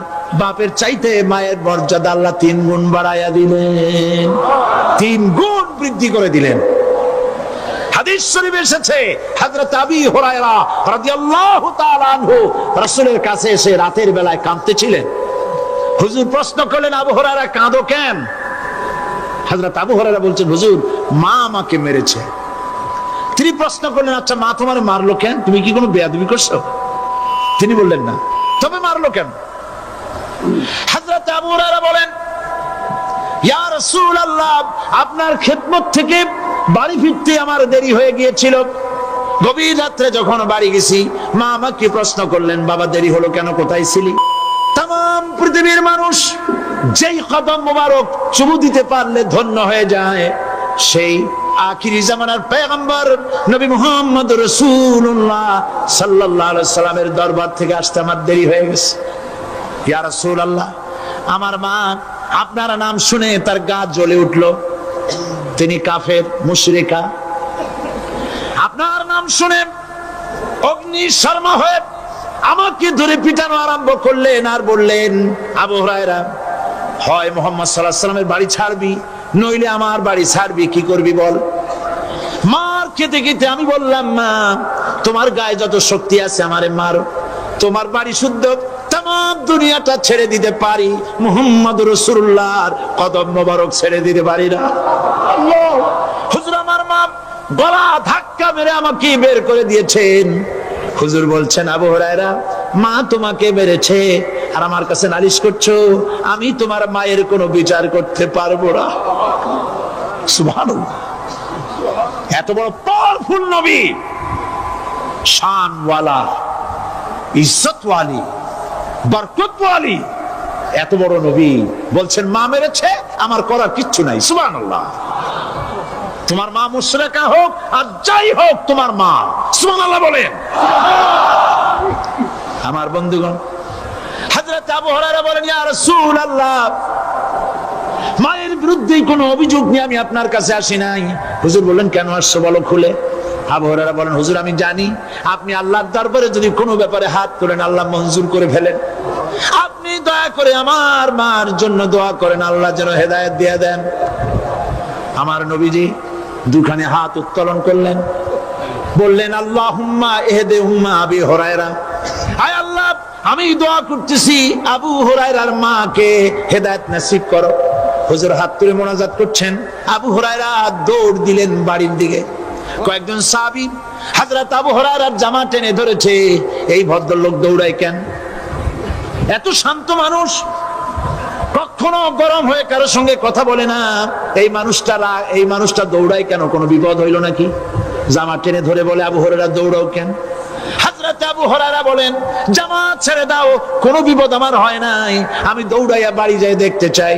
আমি দৌড়াইয়া আগে বাড়ি যেতে পারলাম না, আমার নবীর দোয়া আগে আমার বাড়ি চলে গেছে, আমি এটা দেখতে চাই। হযরত আবু হুরায়রা দৌড়াতে দৌড়াতে বাড়ি চলে গেছেন। দরজায় নক করলেন, ভেতর থেকে আওয়াজ এলো, কে? তিনি বললেন, আমি আবু হুরায়রা। মা দরজা খুলে দাও, আমি তোমার সন্তান। মা বললেন, বাবা অপেক্ষা করো, দরজা খুলতেছে। হযরত আবু হুরায়রা বলেন, মায়ের গলার আওয়াজের ভেতরে কুফরি কর্কশতা পেলাম না, মায়ের গলার আওয়াজের ভেতরে তাওহীদের নরমিয়াত পেলাম। আমার কাছে মনে হলো আমি আবু হুরায়রা বাড়ি আসার আগে নবীজির দোয়া আল্লাহর আরশে পৌঁছে গেছে। আবু হুরায়রা বলছেন, মা আমার কিছুক্ষণ পরে ঘরের থেকে বেরিয়ে এসেছেন, আমি দেখলাম মায়ের শরীর ভিজা, মাথার চুল দিয়া পানি টপকাচ্ছে। মা আমার বললেন, বাবারে তোমাকে মারার পর আমি নিদারুণ অনুশোচনায় পড়েছিলাম, মনে মনে ভাবলাম, আহারে আমার সন্তানরা আমি কেন মারলাম? সে তো কোনো খারাপ কাজ করে নাই, কোনো খারাপ জায়গায় যায় নাই। এত ভালো মানুষ, যার সম্পর্কে লোকেরা খামোখাই মিথ্যা কথা বলে, এই ভালো মানুষটার কাছে গেছে, সেজন্য আমি মারলাম কেন? বাবা গো, আমি আমার ভুল বুঝতে পেরেছি, জীবনের ভুলও ধরা পড়েছে, আমাকে জলদি করে নিয়ে চলো বিশ্ব নবীর দরবারে। হযরত হযরত আবু হুরায়রার মা রাসূলুল্লাহর খেদমতে এসে ঘোষণা করলেন, আশহাদু আল্লা ইলাহা ইল্লাল্লাহু ওয়াহদাহু লা শারীকা লাহু ওয়া আশহাদু আন্না মুহাম্মাদান আবদুহু ওয়া রাসূলুহু। আমার ভাইরা, আল্লাহ রাব্বুল আলামিন মানুষ সৃষ্টি করে পৃথিবীতে পাঠিয়ে দিলেন, খাবারের ইন্তজাম করলেন। এগুলি সব আল্লাহর পরিচয়। আল্লাহরে চেনার জন্য বড় বড় কিতাব ঘাটা লাগে না, কিসমতে যদি থাকে দুই একটা দৃষ্টান্ত যথেষ্ট হয়ে যায়। সুবহানাল্লাহ, সুবহানাল্লাহ, দুই একটা দৃষ্টান্ত যথেষ্ট।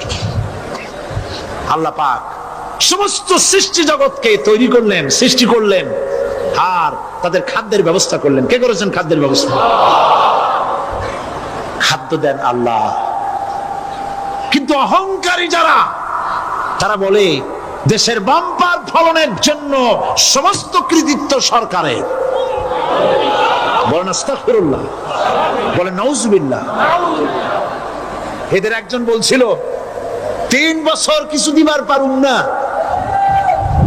লোকেরা কয় আমরা না খাইয়ে থাকুম, আল্লাহ কয় আমিও দেহুম। কদ্দুর পারো না খাইয়ে থাকতে। ফসল কে দেন? জোরে বলেন কে দেন? বাম্পার ফসলের ফলনের দাবি সরকার করতে পারে না, এটা কুফরি, এটা শিরক। জমিনের ফসল কে দেন? আকাশের বৃষ্টি কার? পানি কার? সার কার? সব আল্লাহ পাক। আল্লাহ পাক কোরআন শরীফে বলেছেন, لئن شكرتم لأزيدنكم ولئن كفرتم إن عذابي لشديد। আমার নিয়ামতের শুকর যদি আদায় করো বাড়ায় দেব, আর যদি কৃতজ্ঞ হও শুকরিয়া আদায় না করো মস্ত বড় শাস্তি দেব। ফসল দেই আমি, আর শুকরিয়া আদায় করো তোমার বাজানে। ঠিক কিনা? শুকরিয়া আদায় করে কার? বাজানে। লোকের, একটি মানুষের যেই প্রশংসা এই সরকার করলো, বিগত 4.5 বছর ধরে একটা মানুষের যত জিকির করলো, প্রশংসা করলো, ছবিটা নাইলো। যদি এতটা জিকির, এতটা স্মরণ আল্লাহ রাব্বুল আলামিনের করতো, ওদের জন্য আল্লাহর জান্নাতের দরজা খোলা হয়ে যেত। প্রশংসা করবে কার? চিল্লায় বলুন। আল্লাহ পাকের প্রশংসা করো। খেতে দেওয়ার মালিক তিনি। আল্লাহ পাক বলছেন, আল্লাহকে, তার পরিচয় আল্লাহ তুলে ধরেছেন, ওয়ামা মিন দাব্বাতিন ফিল আরদি ইল্লা আলাল্লাহি রিজকুহা। এই পৃথিবীর ভিতরে এমন কোন বিচরণশীল জীব নাই যার রিস্কের দায়িত্ব আমি আল্লাহ গ্রহণ করি নাই। সুবহানাল্লাহ বলবেন না? রিস্কের দায়িত্ব কার হাতে? আচ্ছা দেখুন তো, পৃথিবীর সমস্ত সরকারের কাছে বিভিন্ন মন্ত্রণালয় আছে না? খাদ্য মন্ত্রণালয় বলে কোনো মন্ত্রণালয় আছে কিনা? আছে। খালি কয় খামু আর খামু। খাদ্য মন্ত্রণালয় আছে, থাকার পরেও মানুষ না খাইয়া মরে। ঠিক কিনা? এবার একটু তাকান তো, জ্ঞানের চক্ষু দিয়া তাকান। ফরেস্ট এরিয়া, বাঘ আছে কিনা? নাই। সিংহ আছে কিনা? গন্ডার আছে কিনা? হাতি আছে কিনা? বিশাল বিশাল প্রাণী আছে কিনা? জঙ্গলে ছোট্ট প্রাণী থেকে, পোকা থেকে শুরু করে গন্ডার পর্যন্ত, টুনটুনি পাখি দিয়ে শুরু করে ঈগল পাখি পর্যন্ত, নদীর ভিতরে ছোট্ট চুনো পুঁটি থেকে শুরু করে তিমি মাছ পর্যন্ত। প্রাণী তত্ত্ববিদরা বলেছেন, সমুদ্রের ভিতরে এমন এমন বড় বড় তিমি আছে যে একটা তিমির ওজন 5000 টন পর্যন্ত হয়ে যায়। 5000 টন তিমিটার ওজন। এ যখন বাচ্চা হয়, তখন বাচ্চার দৈনিক দুধ লাগে 50 থেকে 60 মণ পর্যন্ত। কে ব্যবস্থা করে? রুহান মান ফেরেশতা। তো ওর মা যেমন বাচ্চা তো সেরকম হবে। ঠিক কিনা? কে দেয় খাবার? এবার দেখেন তো, দেশের এই জঙ্গলে কত হাতি আছে, হাতিরা মিছিল করে আসছে যে আল্লাহ আমাদের এখন আর খাইতে খাইতে দিতে পারে না, বাংলাদেশের গভর্নমেন্ট কিছু দাও। আসছে না খাইয়া ক্ষুধার জ্বালায় হাতি মরেছে, বাঘ মরেছে, সিংহ মরেছে, এর কোন দৃষ্টান্ত আছে? ক্ষুধার জ্বালায় আকাশের উড়ন্ত পাখিরা ছটফট করে মারা গেছে, দৃষ্টান্ত আছে? নদীর মাছেরা ক্ষুধার জ্বালায় ভেসে উঠেছে, না খাইয়া মরে গেছে, দৃষ্টান্ত আছে? মহান আল্লাহ রাব্বুল আলামিন কোরআন শরীফের ভিতরে বলেছেন অনেক প্রাণী এমন আছে যারা তাদের খাদ্যকে সঞ্চয় করে না, খাদ্যকে জমা করে না, আহরণ করে না। সকাল বেলায় একটা খাবার খেলো, দুপুরে কি খাবে তার জানা নাই। শকুন পৃথিবীর মাঝি থেকে 3 মাইল উপরে ওড়ে, তার চোখকে আল্লাহ পাক এত তীক্ষ্ণ বানিয়ে দিয়েছেন, এই চট্টগ্রামের কোথায় মরা গরু আছে 3 মাইল উপর দিয়ে দেখতে পায়? সুবহানাল্লাহ করতে ইচ্ছা করে না। এই প্রাণীগুলি খাবারগুলি কোনো গভর্নমেন্ট জোগাড় করে রাখে নাই, আল্লাহ পাক বলেন সবার খাবার আমি দেই। সকাল বেলায় সমস্ত প্রাণীগুলি, মহাশূন্যে পাখি, পানির ভিতরে মৎস্যরাজি, জঙ্গলের ভিতরে হিংস্র প্রাণী, পোকামাকড় থেকে শুরু করে সবগুলো খালি পেটে সব বেরিয়ে যায়, কারো কোনো খাবারের মজুদ নাই। সন্ধ্যা হতে না হতে সমস্ত প্রাণীগুলির পেট ভরাইয়া আমি আবার যার যার ঘরে বেরিয়ে দেই। ওয়ামা মিন দাব্বাতিন ফিল আরদি ইল্লা আলাল্লাহি রিজকুহা। সমস্ত প্রাণীর রিজকের দায়িত্ব আমি আল্লাহর হাতে। কে দেয় রিজক? জোরে বলুন, কে দেন? আল্লাহ পাক। কি খাবেন সব আল্লাহ জোগাড় করে দিয়েছেন, তরি তরকারি জোগাড় করেছেন, মাছ জোগাড় করেছেন, চাউল দিয়েছেন, খাবার দিয়েছেন, গোশত দিয়েছেন, সব দিয়ে দিয়েছেন আল্লাহ রাব্বুল আলামিন। সমস্ত জিনিস দিয়ে মানুষকে আল্লাহ পাক তার জন্য আল্লাহ সব করেছেন। খালাকালাকুম মা ফিল আরদি জামিআ, এই পৃথিবীতে যা তৈরি করেছে সব তোমার জন্য। এ হচ্ছে আমার আল্লাহ, এ হচ্ছে আমার কে? আল্লাহ। সে আল্লাহ পাক বলছেন, আল্লাহর পরিচয় তিনি স্রষ্টা, তিনি রিজেক দাতা। এবার আইনদাতা কে? আইনদাতা কে? আরো জোরে বলুন। আইনদাতা আল্লাহ হচ্ছে আল্লাহর পরিচয়। ইনিল হুকমু ইল্লা লিল্লাহ আলা লাহুল খালকু ওয়াল আমর। সৃষ্টি যার, আইন চলবে তার। আমার দেশে আল্লাহর আইন চলছে? আমাদের দেশের কল কারখানা, ক্ষেত খামার, অফিস আদালত আল্লাহর আইন অনুযায়ী চলে? চলে না। বরং আল্লাহর আইনকে মুছে ফেলার জন্য, নিজেদের আইন সৃষ্টি করার জন্য প্রচেষ্টা চালানো হচ্ছে। আল্লাহর আইন মানুষের জন্য সব থেকে বেশি উপযোগী, কারণ সৃষ্টি করেছেন কে? বলেন, কে করেছেন? আল্লাহ। প্রত্যেকটি মেশিন আপনি যা কিনবেন, রেডিও হোক, টিভি হোক, যে কোনো যন্ত্র হোক, গাড়ি হোক, তার সাথে একটা লিটারেচার, একটা বই তার সঙ্গে দিয়ে দেওয়া হয়। ওই বইয়ের মধ্যে লেখা থাকে এটা কিভাবে চালানো হবে, অপারেট করা হবে, তার সিস্টেম লেখা থাকে। আপনার ইচ্ছা মতো চালাইলে হবে না। এই মানব গোষ্ঠীকে সৃষ্টি করেছেন। এখন আপনি যদি আপনার আইন মতো চালান, তা কি চলবে? চলবে না। আপনি আপনার আইন মতো চালাচ্ছেন, ভালোভাবে চলতেছে? চলতেছে না। স্বরাষ্ট্রমন্ত্রী বলতেছেন সন্ত্রাসীদেরকে মাটির তলা থেকে খুঁজে বের করা হবে, কিন্তু নাকের উপর দিয়ে ব্রিফকেস চুরি হয়ে যায়, উনি তা ধরতে পারেন না। এই হলো আইন। অনাবরত খুন হচ্ছে, অনাবরত সন্ত্রাসী তৎপরতা চলছে। কারণরা বলছেন আগের থেকে এগুলি চলে আসছে, একজনের খুনের বিচার না হইলে এরকম খুন তো হইতেই থাকবে। তাহলে খুনকে, হত্যাকে, সন্ত্রাসকে সরকার জাস্টিফাইড করছেন। নাউজুবিল্লাহি মিন যালিক। এই জন্য আইন হতে হবে আল্লাহর। আইন হতে হবে কার? চিল্লায় বলেন, আল্লাহ পাকের আইন হতে হবে। আমি একদিন পার্লামেন্টে বলেছিলাম, আমার দেশের নেতা নেত্রীরা বারবার হজ করতে যান, উমরা করতে যান, সেখান থেকে আসার সময় কি আনেন? আতর, পাথর, সুরমা আর ফুরমা, এই কিছু নিয়ে আসলেন। কিন্তু আমি বলেছি আপনারা কি কিছু চোখে দেখেন না? পার্লামেন্টে এইভাবে বক্তৃতা করেছে, কিছু চোখে দেখেন না? আমি প্রশ্ন করে আমি আবার জবাব দিচ্ছি। আপনারা যারা হজ করতে যান, উমরা করতে যান, হজের কথাই ধরি, এই হজ করতে যখন যান তখন মুজদালিফায় একটা রাত কাটাইতে হয়। সেটা কোন দিন? ইয়মে আরাফার পরের দিন।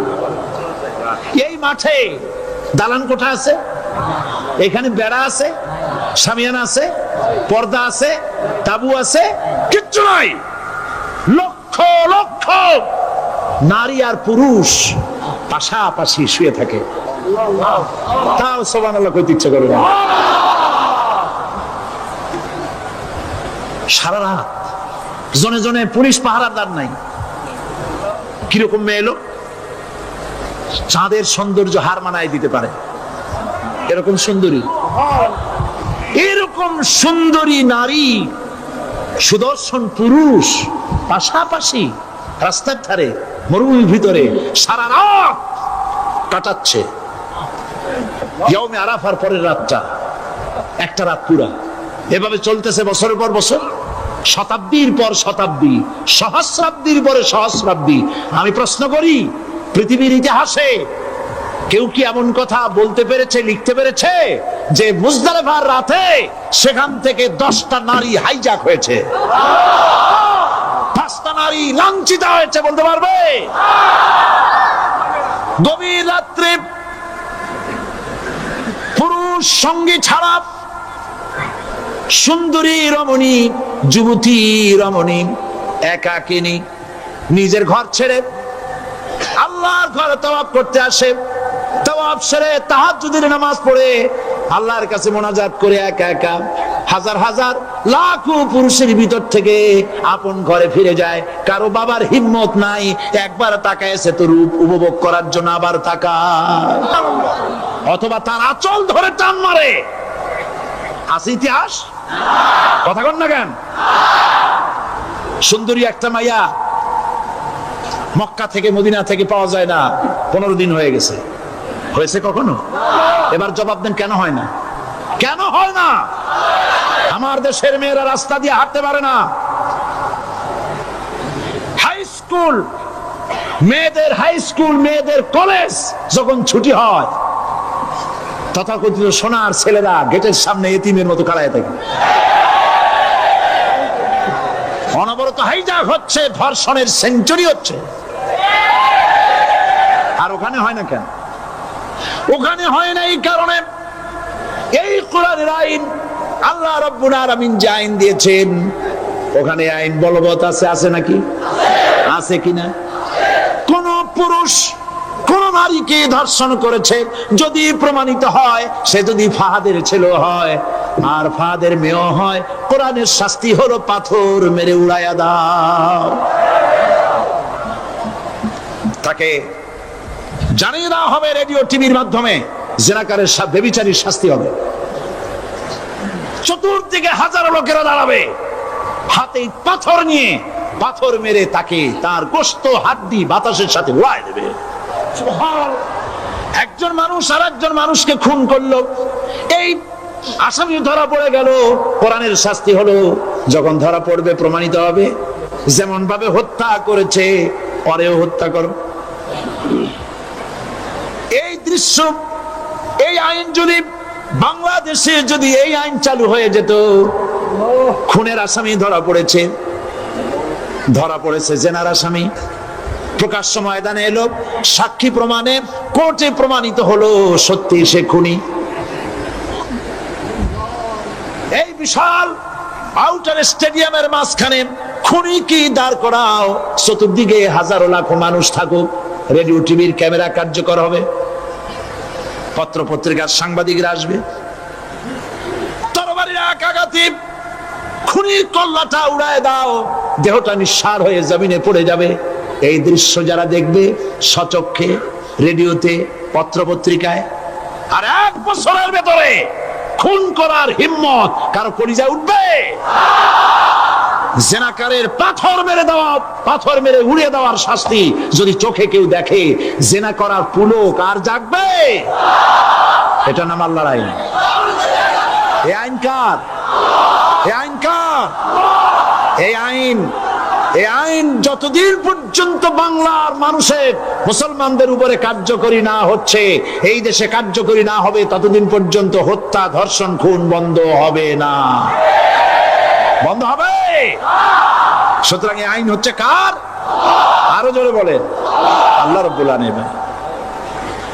মহান আল্লাহ রাব্বুল আলামিনের এই আইন অনুযায়ী যদি দেশ চলে, মানুষ শান্তি পাবে, চুরি বন্ধ হবে, ডাকাতি বন্ধ হবে, জেনা বন্ধ হবে, হত্যা ধর্ষণ বন্ধ হয়ে যাবে। নবীজি এমন একটি আইন চালু করে দিয়ে, কোরআনের বিধান চালু করে দিয়ে এমন একটা সমাজ চালু করেছিলেন, যেই সমাজ সম্পর্কে হুজুর নিজে বলেছেন, খায়রুল কুরুনে কারনি, সর্বশ্রেষ্ঠ যুগ হলো কার যুগ? আমার যুগ। সুবহানাল্লাহ বলেন। রাসূলের যুগ হলো সর্বশ্রেষ্ঠ যুগ। সেই কোরআন, সেই হাদিস আজও আছে না নাই? বলেন জোরে, আজও আছে না নাই? সেই কোরআন এবং সুন্নাহ দিয়ে দেশ শাসন হোক, এটা কি আমরা চাই? কারা কারা চাই? দু হাত উঁচু করে দেখান।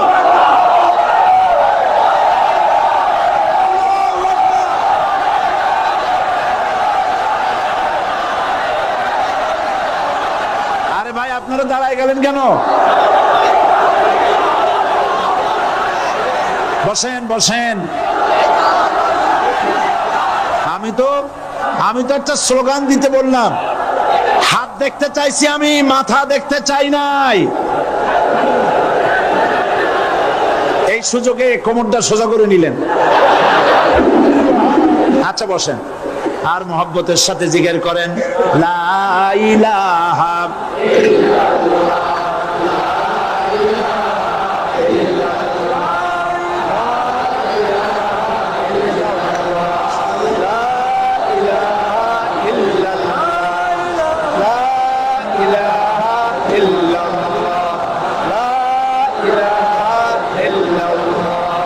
জোরে সরে সবাই জিকির করেন, লা ইলাহা ইল্লাল্লাহ, লা ইলাহা ইল্লাল্লাহ, লা ইলাহা ইল্লাল্লাহ, লা ইলাহা ইল্লাল্লাহ, মুহাম্মাদুর রাসূলুল্লাহ। বসুন, আমরা মুনাজাত করব। আল্লাহ রাব্বুল আলামিন আয়াতুল কুরসির ভিতরে আল্লাহর সার্বভৌমত্বের কথা বলেছেন, আল্লাহু লা ইলাহা ইল্লা হুয়াল হাইয়ুল কাইয়্যুম। পড়েন আমার সাথে সবাই, আল্লাহু লা ইলাহা ইল্লা হুয়াল হাইয়ুল কাইয়্যুম। আল্লাহ হচ্ছেন যিনি ছাড়া কোনো ইলাহ নাই, তিনি শাশ্বত চিরঞ্জীব। সুবহানাল্লাহি বিহামদিহি। আগামীকাল এর বাকি অংশ আমি আপনাদের সামনে আলোচনা করব ইনশাআল্লাহ। জোরে বলেন ইনশাআল্লাহ। দাঁড়ানো বাইরে বসেন। আপনাদের পাশে যারা দাঁড়িয়েছেন অনুরোধ করে বসায় দেন।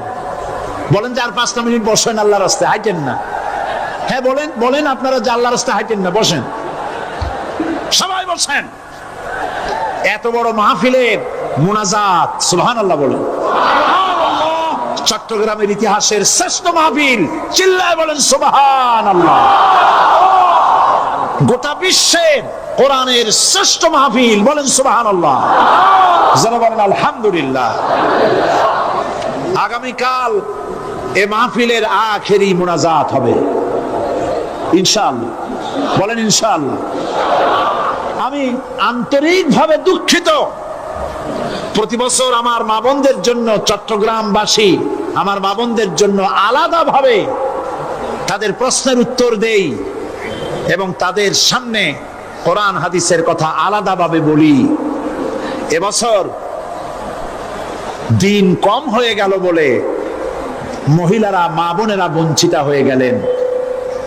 শিশু কিশোরদের জন্য আলাদাভাবে সমাবেশ করা হয়, তাও বঞ্চিত হয়ে গেল। এই বিশাল তাফসীরুল কোরআন মাহফিলের বরকত থেকে চিটাগংবাসীকে যারা বঞ্চিত করলো, আল্লাহ তাদের হেদায়েত নসিব করে দিয়ে। যদি হৃদয় থাকে, যদি হৃদয় বলে কিছু থাকে, বিবেক বলে যদি কিছু থাকে, আর শরীর যদি মুসলমানের পিওর রক্ত থাকে, তাহলে বাড়ি বসে অনুশোচনা করা উচিত, চোখের পানি ফেলানো উচিত ওই সব লোকের যারা এই বরকতপূর্ণ মাহফিলকে বাধা দিয়েছে। আর যাদের কলজের মধ্যে আল্লাহ মোহর মেরে দিয়েছে, এগুলোর তো হেদায়েত হবে না। যাদেরকে আল্লাহ পাক তৈরি করেছেন জাহান্নামের জন্য, ওদের কাছে মাহফিল সহ্যই হবে না। নাউজুবিল্লাহ বলেন। চট্টগ্রামবাসীর জন্য তাফসীরুল কোরআন মাহফিল নিয়ামত। এই নিয়ামত কিয়ামত পর্যন্ত আল্লাহ টিকায় রাখুন, বলি আমিন। আগামীকালের আখেরি মোনাজাতে সমস্ত মুসলমান চতুর্দিক থেকে আল্লাহ পাকের নারা লাগাতে লাগাতে আসবেন। আল্লাহু আকবার, নারায়ে তাকবীর। গোটা চট্টগ্রাম, গোটা চিটাগং শহর আগামীকাল কোরআনের মিছিলের শহর হবে ইনশাআল্লাহ। আউযু বিল্লাহি মিনাশ শাইতানির রাজিম। বিসমিল্লাহির রাহমানির রাহিম। ইন্নাল্লাহা আশতারা মিনাল মুমিনিনা আনফুসাহুম ওয়া আমওয়ালাহুম বিআন্না লাহুমুল জান্নাহ।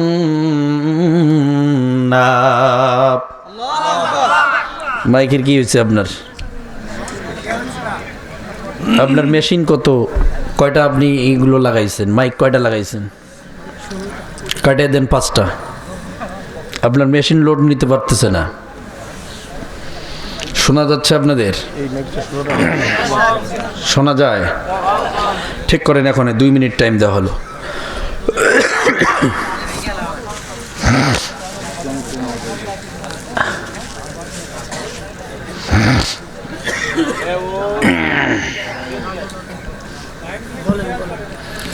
এখন শোনা যাচ্ছে? যায় না? এখনো যায় না? এখন শোনা যায়? তাও যায় না? দ্রুত দ্রুত এগুলো একটা খোলায় ফেলেন আর ওইটা লাগাই দেন। ওইটাই দিয়ে তো সুন্দর সাউন্ড হয়েছিল, ঠিক না? আপনি একটা খোলায় দেন আর ওইটা লাগাই দেন।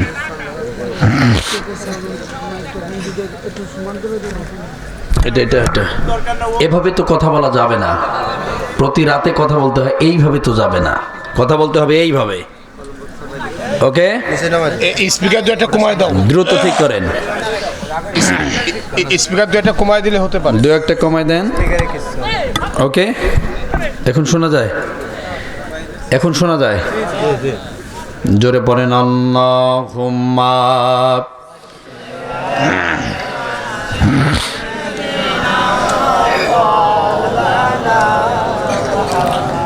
وعلى علي سيدنا। এলাকায় কি নির্বাচন হয়ে গেছে না হবে? এত দুর্বল কণ্ঠ নিয়ে কিভাবে আপনারা মিছিল করছেন? হ্যাঁ, গলার আওয়াজ নেই কেন? জোরে পড়েন আল্লাহুম্মা সাল্লি আলা।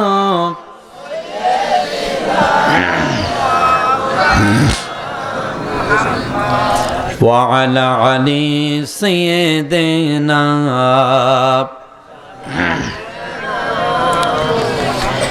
পৃথিবী থেকে স্থায়ী হয় না, হোক না সে ফেরাউন কিবা নমরুদ, কেউ ভবে চিরকাল রয় না, কেউ ভবে চিরদিন বাঁচে না। ঠিক না? পৃথিবীতে কেউ স্থায়ী হয় না,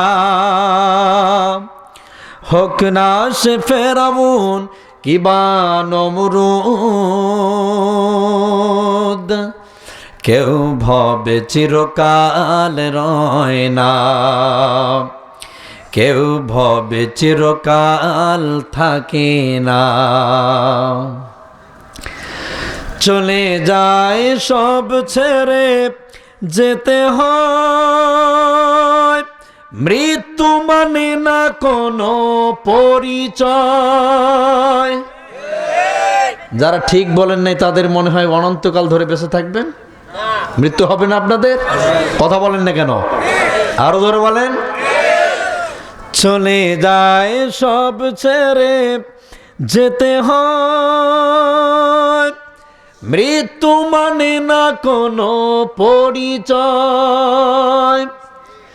সব রাজা মহারাজা আর মহাবীর, সব রাজা মহারাজা আর মহাবীর, কাউকে সে অবকাশ দেয় না। কোন রাজাকে অবকাশ দিয়েছে? কথা বলেন না কেন? একটু আওয়াজ দিয়ে বলেন। কাউকে সে অবকাশ দেয় না। ফেরাউন শেষ তো ছিল না, মৃত্যু তাকেও ছেড়ে দিল না। ইতিহাস হয়ে আছে চিরকাল, ইতিহাস রয়ে গেছে চিরকাল, ফেরাউন চিরজীবী হয় না। আরো জোরে বলতে হবে, আরো আওয়াজ দিয়ে বলতে হবে। ফেরাউন চিরজীবী হয় না। পৃথিবী থেকে স্থায়ী হবে না, হোক না সে ফেরাউন কিবা নমরুদ, কেউ ভবে চিরকাল রয় না, কেউ ভবে চিরকাল বাঁচে না। ওই সেই নীল নদ দাঁড়িয়ে আকাশের দিকে মাথা বাড়িয়ে, ডেকে ডেকে বলে যায় দিন রাত, ডেকে ডেকে বলে যায় দিন রাত, কেউ যেন ফেরাউন হয় না। আরো জোরে বলেন, কেউ যেন ফেরাউন হয় না। পৃথিবী থেকে স্থায়ী হবে না, হোক না সে ফেরাউন কিবা নমরুদ, কেউ ভবে চিরকাল রয় না। আরো জোরে বলতে হবে, জোরে পড়েন আল্লাহুম্মা। যারা দাঁড়িয়ে আছেন ভেতরে ফাঁকা জায়গাগুলোতে বসে পড়েন। ওয়া আলা আলি সাইয়্যিদিনা,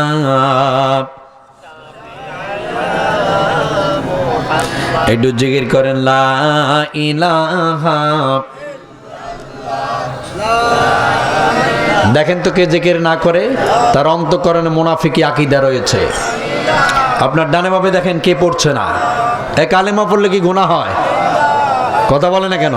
গুনাহ হয়? পড়েন না কেন? কি হয়েছে আপনাদের? পড়েন লা ইলাহা, লা ইলাহা। আরো জোরে পড়েন লা ইলাহা। হয়নি, আওয়াজ হয়নি। হচ্ছে না, এখনো হয়নি। লা ইলাহা ইল্লাল্লাহু মুহাম্মাদুর রাসূলুল্লাহ। জোরে বলেন সাল্লাল্লাহু আলাইহি ওয়াসাল্লাম।